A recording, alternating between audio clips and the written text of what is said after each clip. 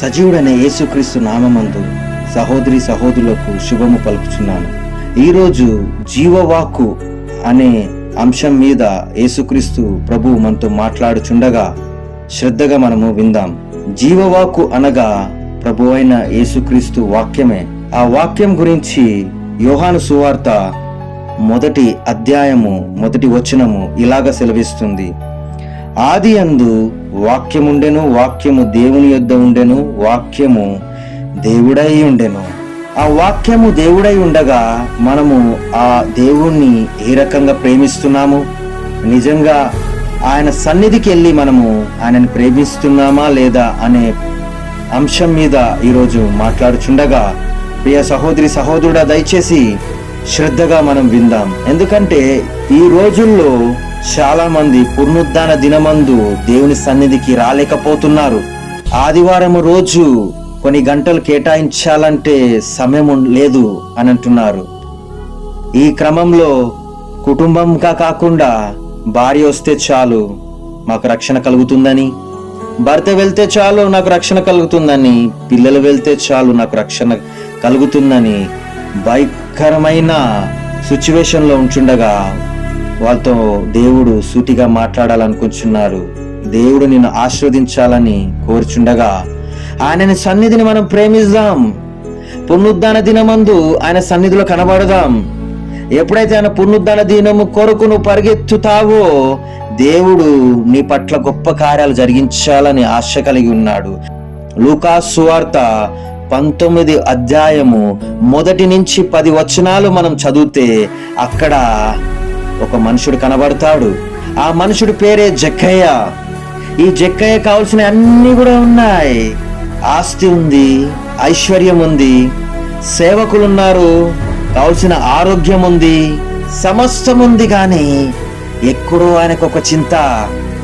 ఆ చింతలో అనేకులము చెప్తున్నారు యేసుక్రీస్తు గురించి.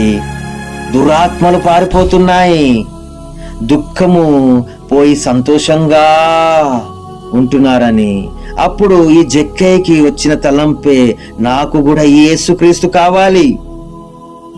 అటువంటి పరిస్థితిలో ఆయన విన్న వార్త ఏంటంటే ఎరుకో పట్టణంలో ఈ యొక్క యేసుక్రీస్తు వస్తున్నాడని. ఎరుకో పట్టణంకి యేసుక్రీస్తు వస్తున్నాడు అని తెలిసిన వెంటనే జక్కయ్య ఏం చేశాడంటే తన ఇంటిని విడిచిపెట్టాడు. పరుగెత్తి 19:4 ప్రకారంగా అక్కడ మీరు చదివితే పరుగెత్తి యేసయ్యని చూడాలని ఒక ఆశ. ఇంటిని విడిచిపెట్టాడు. తను ఇంటిని విడిచిపెట్టి పరుగెత్తుకుని ఆ ఒక జన సమూహంలో వెళ్ళిన వెంటనే ఆయనకి ఏం చేయాలి, నా యేసయ్యని ఏ రకంగా చూడాలని ఒక ఆలోచన కలిగితే ఆయన ఏం చేశాడనంటే అక్కడున్న చెట్టును ఎంచుకున్నాడు. ఆ ఒక చెట్టు మీద ఎక్కి ఆయన ఆశగా చూస్తుండగా, ఎప్పుడు జక్కయ్య యేసయ్యను చూడలేదు, ఎప్పుడు యేసయ్య జక్కయ్యను చూడలేదు ప్రియ సహోదరి సహోదరుడా. కానీ ఒక ఆశతో ఎప్పుడైతే ఆయన చూశాడో, మనకి తెలిసిన వాక్యమే, యేసుక్రీస్తు 10,000లలో అతి సుందరుడు, అతి కాంక్షణీయుడు.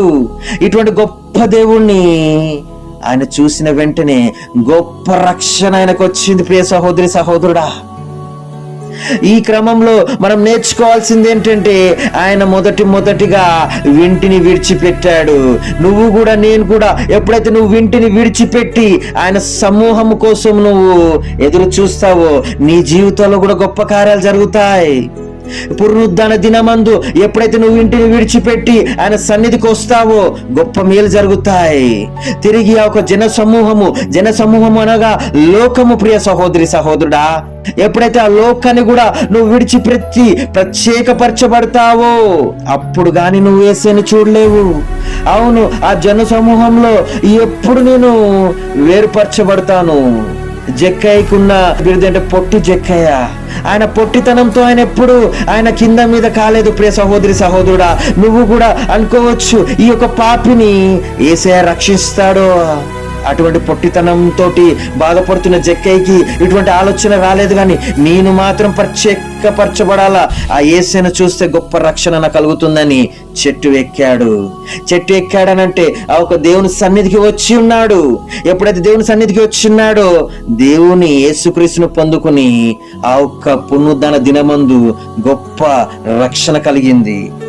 ఎప్పుడైతే ఆ యొక్క రక్షణ కలిగిందో యేసుక్రీస్తు ప్రభు ఆ చెట్టు దగ్గరకు వచ్చి జక్కయ్య అని పిలిచి నువ్వు చెట్టు దిగు అని సెలవిచ్చిన వెంటనే ఆ ఒక్క జక్కయ్య దిగి ఆ యేసయ్యను చూసిన వెంటనే ఆయన కలిగినది ఎప్పుడైతే అన్ని కూడా విడిచిపెట్టాడో ఇప్పుడు ఆయన పొందుకోవడము మొదలైంది. ప్రియ సహోదరి సహోదరుడా, రక్షణ పొందుకున్నాడు ఆయన సన్నిధికి వచ్చిన వెంటనే. ఎప్పుడైతే చెట్టు దిగిన వెంటనే సంఘము అనే ఒక సమూహము ఆయన పొందుకున్నాడు.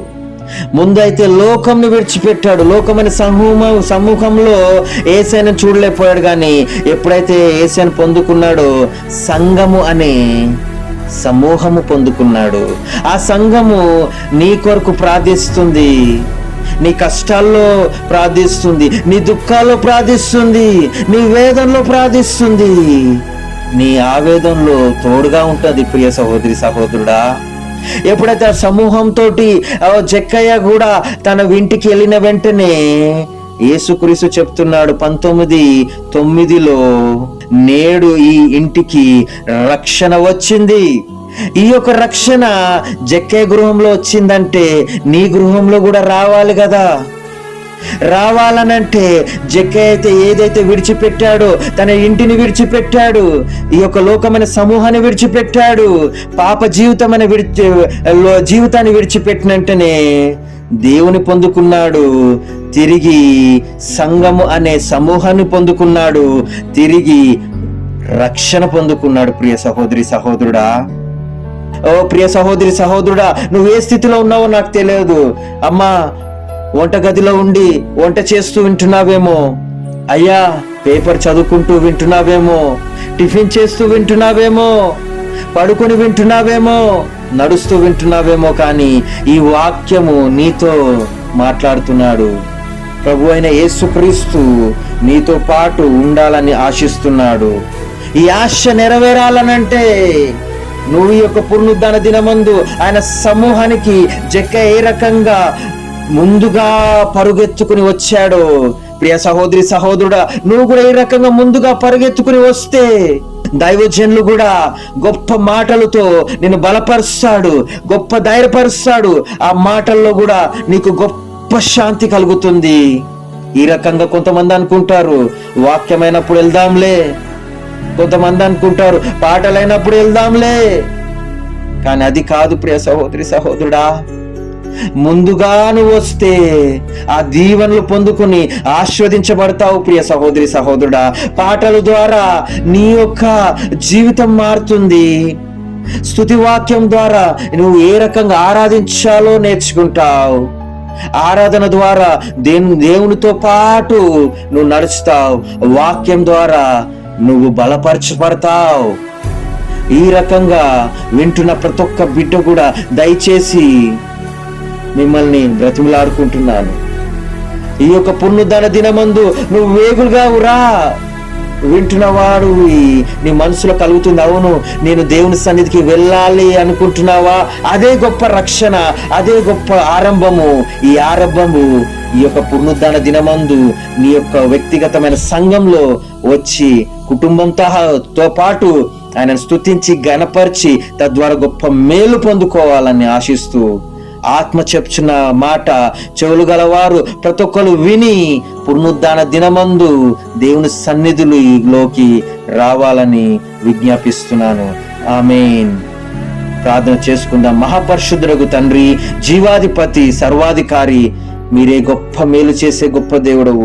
విన్న ప్రతి ఒక్క బిడ్డతో కూడా మీరు మాట్లాడండి, వాళ్ళ జీవితాలు మార్చండి. వాళ్ళు మీ సన్నిధికి పరిగెత్తుకుని వచ్చటకు కృప చూపించి ఈ యొక్క పునరుద్ధాన దినమందు కుటుంబంతో సహా మీ సన్నిధిలో కడబడి తద్వారా గొప్ప మేలుతో వాళ్ళని దీవించి ఆస్వాదించమని యేసుక్రీస్తు నామములో అడిగి పొందుకున్నాను తండ్రి. ఆమేన్.